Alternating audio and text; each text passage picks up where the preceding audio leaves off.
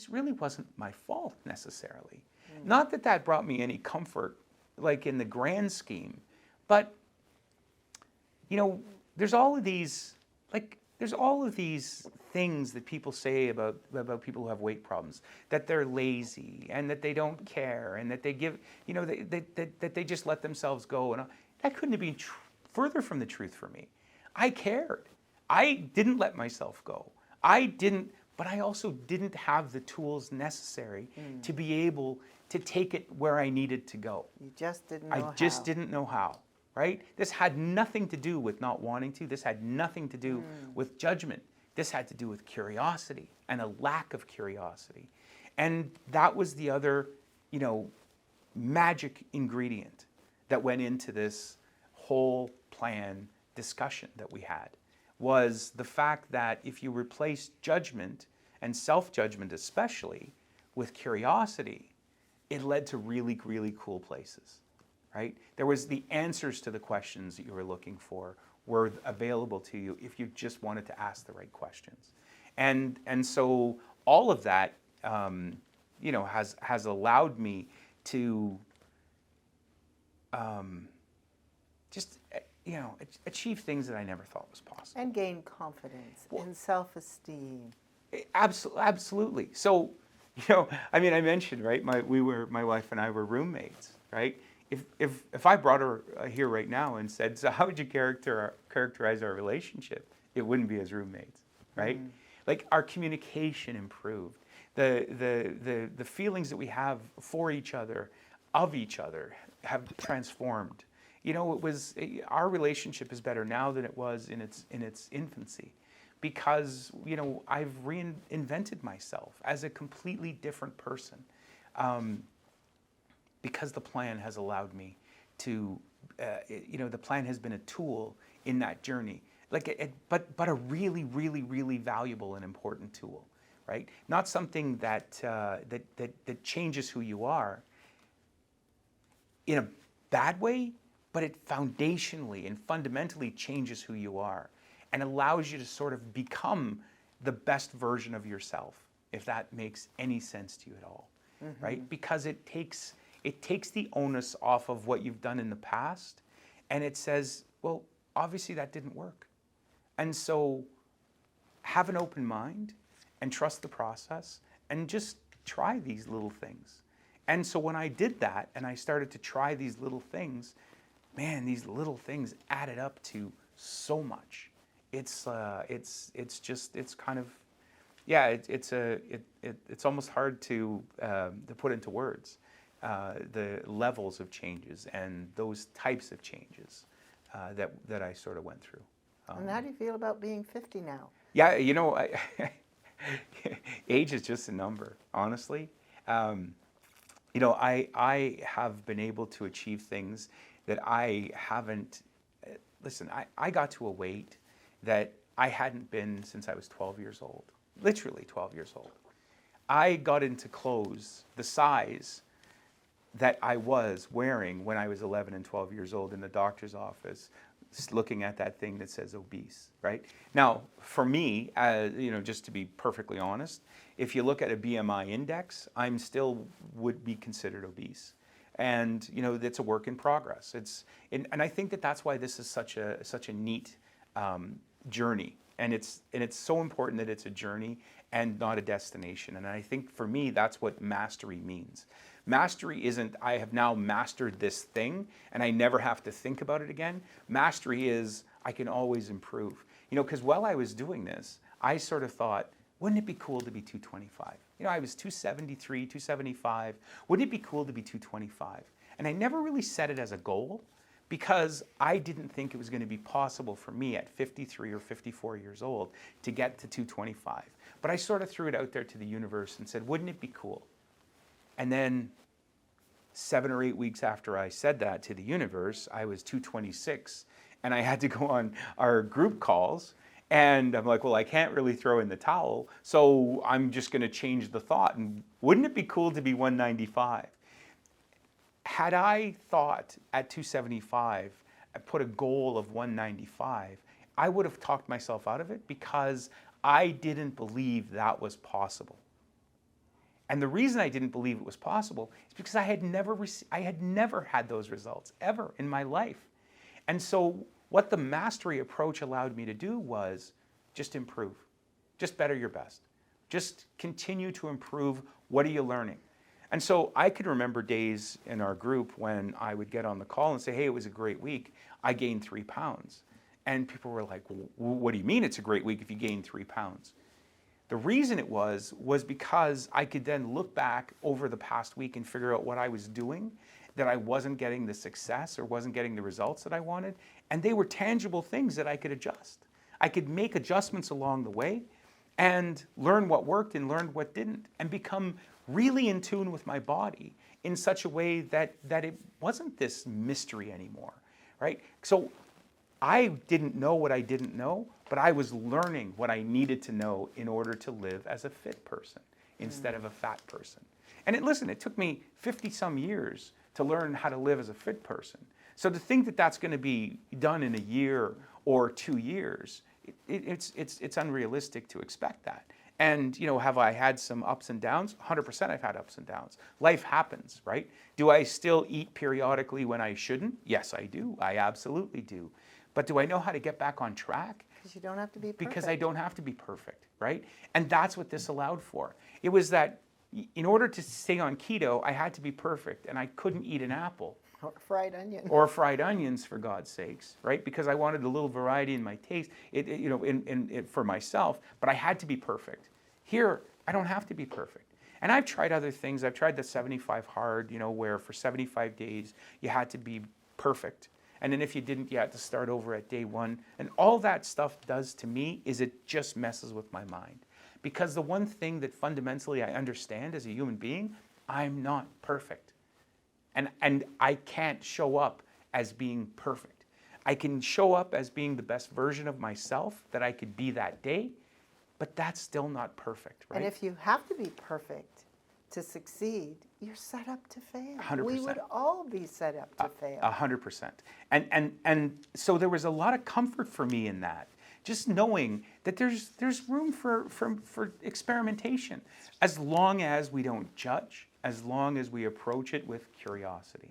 And the more curious we are, then the more curious we are, the more grace that we give ourselves. And grace is not an excuse to go out, but grace is something that when you're not perfect, when things don't work out exactly the way you wanted them to, you just say, that's okay, it's fine. Give yourself a little bit of space. Give yourself permission to fall once in a while. All right, so today's going to be a day where we're just going to not worry about this too much.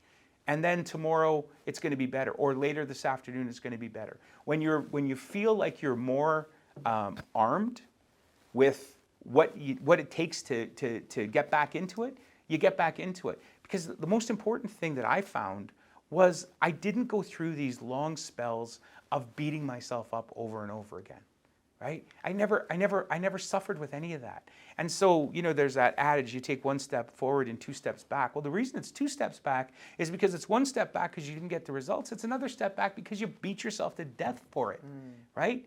But if all you ever do is take 1 step forward, then another small step forward, then another smaller step forward, you're always moving in the right direction. And so that's sort of what the permission I gave myself about it was. And that's sort of where I've ended up.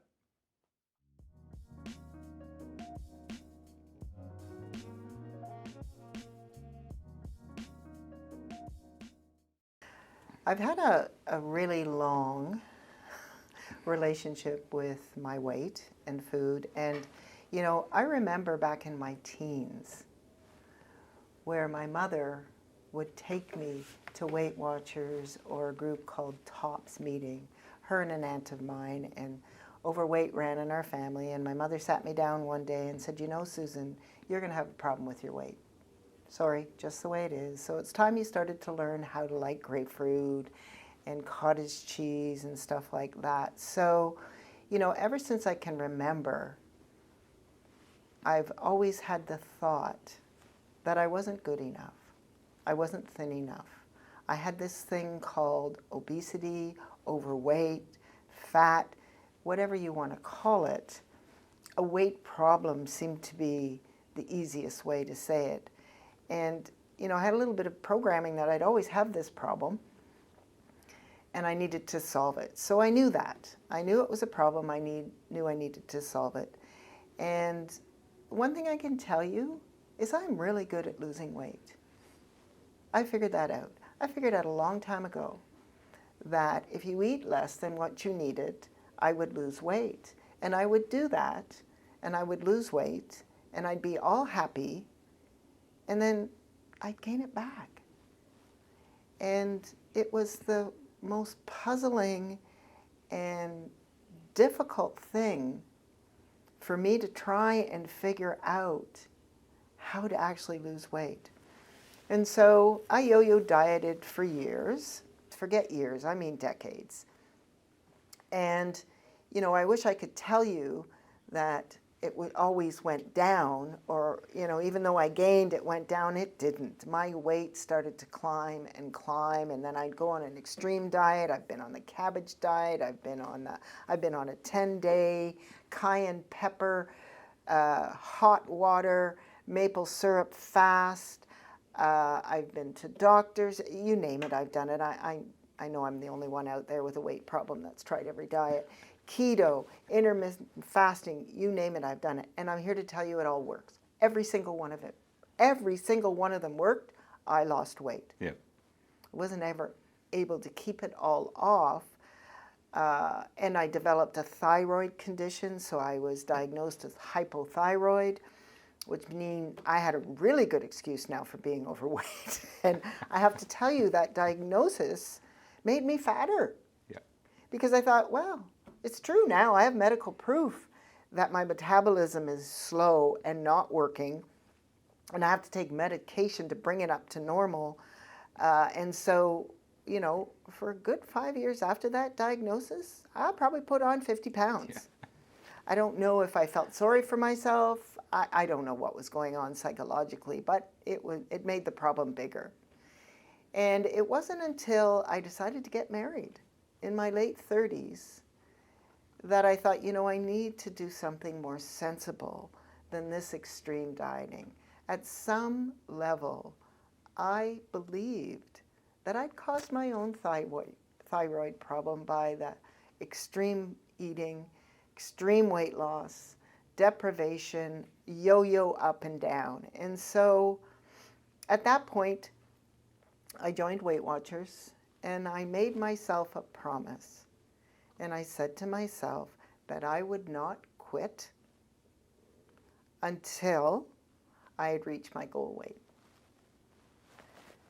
And so I'm pretty good at keeping promises. And so I used to call myself Weight Watchers for Dummies because well over 10 years at the program. And, you know, there were points during the program that I just kind of hoped I kind of caught it, like it just kind of worked for me, and it worked to small and whatever. And so I was able to get down in weight. And, you know, with these programs, you have to set a goal weight. And if I looked at the charts, my goal weight should probably be 125 to 135, maybe 140 at the top end. And when I started, I was well over 250 pounds, and I'm only 5'1". So that was a lot. And I thought, there's no way I can get down to 140. Like, just stop it. That's not even possible. And I went to my doctor and I said, you know, what could we use as a goal weight? Don't forget I have a thyroid issue. Mm-hmm. Don't forget. Yeah. And it's in my genes. I'm predisposed to be overweight. And so she kind of looked at me, and we kind of looked at each other, and she says, well, how about 150? And, you know, that was miles away, but I thought, okay, it's not 140, so let's try it. And I went back, and I struggled, and there's no way I could get there. And honestly, I thought these BMI charts are for the birds. Like, this is crazy talk. And now I'm into my 50s. I thought, this is just nuts. And so I went back to the doctor, and I said, you know, I can't do it. I'm starving, and don't forget I have a thyroid issue, and, you know, I brought up all the reasons, and I'm 50 now, and so she says, okay, well, how about 160? And I thought, okay, now I'm getting a little bit embarrassed because this is quite a far cry from what the ideal weight for me. But you know what? I somehow got there. I somehow got to 160, and it took a lot of doing without, a lot of self-talk. At some points I was fasting. I was back to the extreme dieting to try and get back down there, but I got there. And you know what? I think goal weights are a bit rubber. Yep. Because the minute I touched it, I started to bounce up again. Yep. Because it was so difficult to maintain. The amount of food I could eat was so small, and I was hungry all the time. That this is crazy. If I'm eating enough to satisfy myself, I shouldn't be hungry. I shouldn't be starving, and I was starving. And let me tell you, I picked up exercise because I thought, this is really going to be my ticket. I even became a fitness instructor, weightlifting and Zumba. The gym will keep me there. And it didn't. And in some ways, it made me a little more hungry, all that exercise. But, you know, I thought, that's just stupid. I'm not going to eat more because I'm exercising. That's just crazy. And so guess what I did? I went back to the doctor. I did that walk of shame down the doctor's hallway and said, you know what? Honest to God, look at me. I've come so far. I'm down almost 100 pounds, but I can't maintain it. And at that point, after I'd reached my goal weight, I actually became a Weight Watchers leader because I thought, this is perfect. I'll become a leader. That'll force me to keep my goal weight because if I'm more than 2 or 3 pounds, I'm going to lose this job. So I think my doctor kind of took pity on me and said, okay, how about 170? I thought, yes. Okay, now maybe I can do this. So off I went, and for the most part, I could maintain 170. Now, but let's just think about that.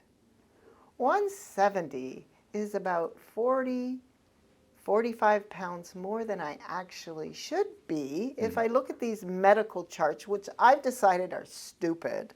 Like BMI is just crazy talk. But doctors with big, long educations and PhD have come up with these charts. Anyway, I was able to sustain the 170s. And then COVID hit. I don't know about you, but I'm an extrovert, and COVID was hard on me. And I wasn't going out, and I wasn't able to go to the gym. I couldn't exercise, and everything was thrown off. And so weight started to creep on. And I think I gained probably as much as 15 pounds. And like all Weight Watchers were not having, you know, the face-to-face meetings, so I didn't have that job anymore. And that was a problem, and I thought, oh my God, I need to do something about this. But it seemed to take all of my energy just to cope with COVID and what was going on. And then October the 4th, 2021 came, and I lost my job.